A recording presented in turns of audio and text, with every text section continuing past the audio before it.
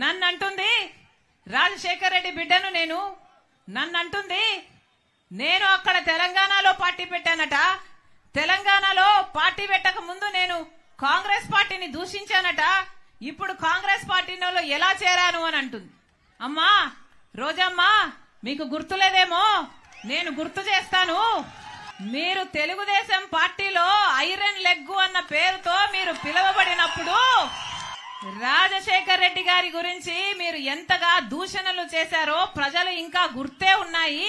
Mukunda jewellers తెలంగాణలో మొట్టమొదటి factory outlet మన కొత్తపేటలో ఫిబ్రవరి 14న గొప్ప శుభారంభం. రాజశేఖర్ రెడ్డి గారంత మహా మనిషిని పట్టుకొని రాజశేఖర్ రెడ్డి గారి గురించి మాట్లాడిన మాట పిచ్చి పిచ్చి వాగుడు. రాజశేఖర్ రెడ్డి గారి పంచ విప్పి కొడతాను అన్న పిచ్చి పిచ్చి మాటలు మాట్లాడిన ఆవిడ ఈ రోజా నా గురించి మాట్లాడుతుందా? రాజశేఖర్ రెడ్డి బిడ్డను నేను. రాజశేఖర్ రెడ్డి గారు ఈ ప్రపంచంలో నన్ను ప్రేమించినంతగా ఎవరిని ప్రేమించలేదు.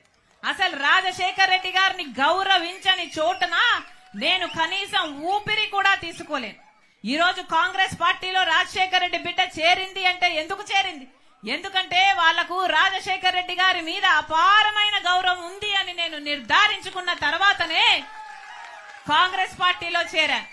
మణిపూర్ ఘటనలో ఈ వైసీపీ క్రైస్తవులయ్యుండి వైసీపీ నిలవకపోయినా మణిపూర్ లో క్రైస్తవుల కోసం కాంగ్రెస్ పార్టీ నిలబడింది కాబట్టి నేను కాంగ్రెస్ పార్టీలో చేరాను.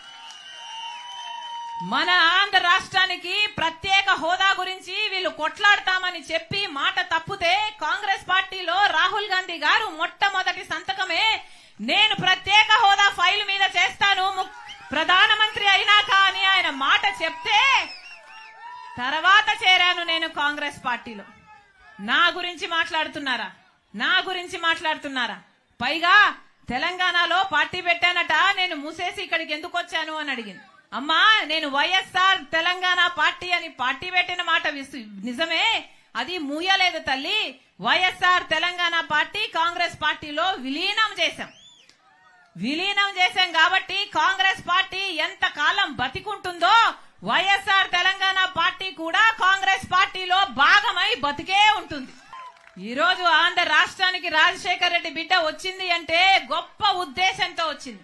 ఎందుకంటే నా పుట్టింటికి ఇక్కడ అన్యాయం జరుగుతుంది కాబట్టి ఇక్కడ ప్రత్యేక హోదా తేవాల్సిన బాధ్యత నా మీద కూడా ఉంది కాబట్టి ఈ రోజు ఆంధ్ర రాష్ట్రానికి వచ్చింది. ఈ రోజు మీరు చూస్తే షర్మిల గారికి తెలంగాణ బిడ్డని తెలంగాణ ప్రజల కోసం జీవితాంతం సర్వీస్ చేస్తానని వైఎస్ఆర్ తెలంగాణ పార్టీ పెట్టినావిడ ఈరోజు ఆ పార్టీని గాలికి వదిలేసి ఆంధ్రప్రదేశ్కి వచ్చి ఇక్కడ జగనన్నను తిట్టాల్సిన అవసరం ఏమొచ్చిందో ఒకసారి మీ అందరూ కూడా ఆలోచించాలి.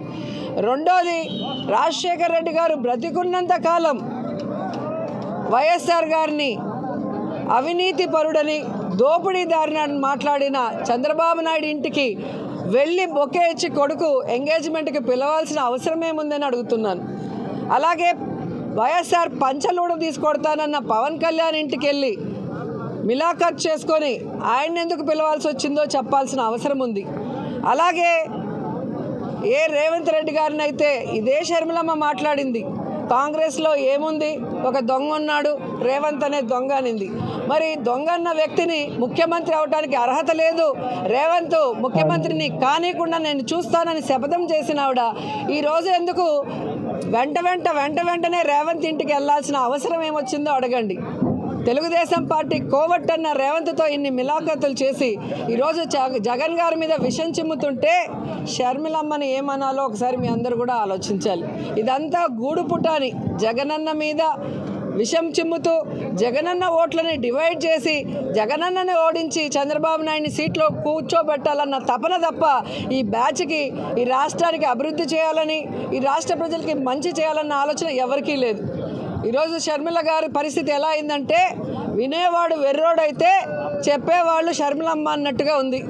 ఆఖరికి నగిరికి కూడా వచ్చి మాట్లాడెళ్ళింది. ఇదే విధంగా తెలంగాణలో నియోజకవర్గానికి వెళ్ళటం, అక్కడున్న ఎమ్మెల్యేలను మంత్రులు తిట్టేసి రావటం గతంలో చేసింది. ఏమైంది? పార్టీ గాలికి వదిలేసి అక్కడ రేవంత్ ఒకటి ఇస్తే ఇక్కడ వచ్చి పడింది. మళ్ళీ ఇక్కడ ఒక్కొక్క కాన్స్టిట్యున్సీకి వెళ్ళి ఇలాగే పిచ్చి వాగుడు వాగుతుంది. ఈరోజు రాజశేఖర్ రెడ్డి గారి బిడ్డ అని చెప్పుకుంటే తప్ప నీకు గుర్తింపు కూడా లేదు. రాజశేఖర్ రెడ్డి గారి బిడ్డ ఎలా ఉండాలి? రాజశేఖర్ రెడ్డి గారి లాగా మనసు ఉండాలి, రాజశేఖర్ రెడ్డి గారి లాగా పౌరుషం ఉండాలి, రాజశేఖర్ రెడ్డి గారి లాగా ఒక మాట ఇస్తే ఆ మాట మీద నిలబడాలి. అవన్నీ ఈరోజు జగనన్నకు మాత్రమే ఉన్నాయి.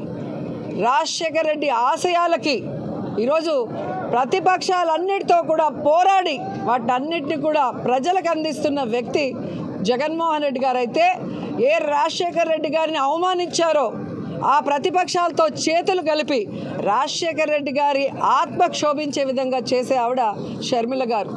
కాబట్టి ఆవిడ నేను వైఎస్ఆర్ బిడ్డ అని చెప్పుకుంటే పైనున్న వైఎస్ఆర్ గారి మనసు క్షోభిస్తుందన్న విషయం ఆవిడ తెలుసుకోవాలి.